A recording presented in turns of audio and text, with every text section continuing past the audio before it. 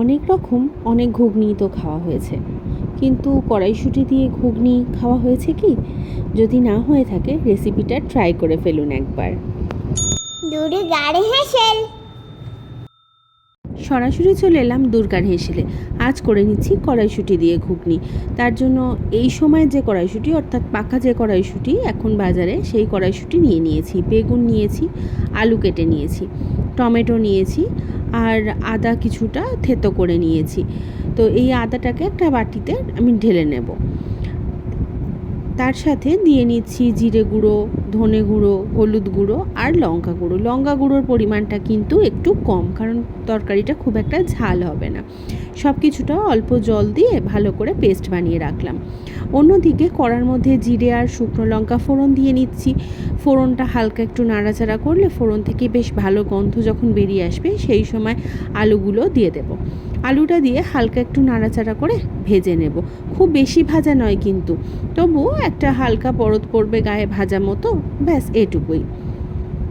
আলুটা যখন ভাজা হয়ে এসছে, সেই সময় যে কড়াইশুঁটিগুলো ছাড়িয়ে রাখা ছিল, ধুয়েও রাখা ছিল কিন্তু, সেই কড়াইশুঁটিগুলো দিয়ে দিলাম।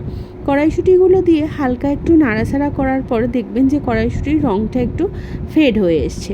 তখন বুঝতে হবে এটা কিন্তু ভাজা হয়ে গেছে। বোঝাতে পারলাম তো? এই সময় আমি এখানে টমেটোটা দিয়ে নেব। টমেটোটা দেবার পরেও যখন হালকা একটু নাড়াচাড়া করব, তখন টমেটোটা কিন্তু নরম হয়ে যাবে। সেই সময় অ্যাড করে দেব বেগুনগুলো। তো তারপর মশলাপাতি সব কিছু যেমন রয়েছে সেই অনুযায়ী পরপর অ্যাড করব। তো সেটা দেখতে থাকুন। ততক্ষণে আমি বলে নিই কিছু কথা, যে এই যে কড়াইশুঁটিটা, এটা কিন্তু বাজারে এখন শেষের দিকের কড়াইশুঁটি।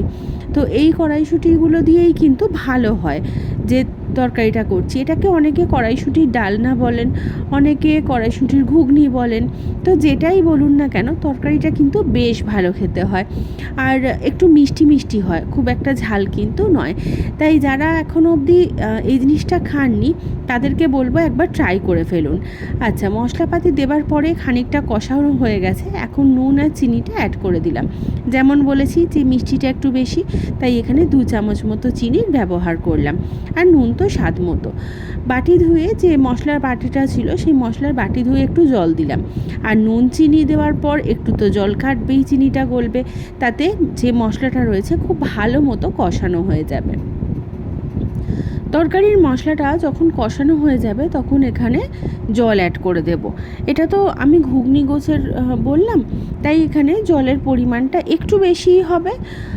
তো জলটা অ্যাড করে দিয়ে চাপা দিয়ে আমাকে সেদ্ধ করে নিতে হবে কড়াইশুঁটি আলুটা, যতক্ষণ না সেদ্ধ হচ্ছে। আমার মোটামুটি সময় লেগেছিল মিনিট 20। গ্যাসের ফ্লেমটা লো টু মিডিয়াম করা ছিল। একবার দেখে নিই যে সব কিছুটা বেশ সেদ্ধ হয়েছে কি না। বোঝাই যাচ্ছে আলুগুলো ভেঙে ভেঙে গেছে, আর কড়াইশুঁটি তো অনেকই হাফ হাফ মতো হয়ে গেছে। তো বেগুনগুলোর আর কিছুই অবশিষ্ট নেই। তো যাই হোক, যেরকমটা দরকার, তরকারিটা কিন্তু একদম পারফেক্টলি সেই কনসিস্টেন্সিতেই রয়েছে। একটু ঘি আর গরম মশলা দিয়ে দিলাম। নিরামিষ তরকারি ঘি গরম মশলা কিন্তু মাস্ট। সব কিছুটা একবার ভালো করে মিশিয়ে দিয়ে এখন আপাতত কিছুক্ষণ গ্যাসের ফ্লেমটা বন্ধ করে স্ট্যান্ডিং টাইমে রেখে দিচ্ছি। তরকারিটা যদি ভালো লেগে থাকে, তাহলে অবশ্যই একদিন বাড়িতে বানিয়ে ফেলুন, আর আমাকে জানান কেমন লাগলো। সাধারণত রুটি লুচির সাথেই ভালো লাগবে। আজ তবে এটুকুই, ধন্যবাদ।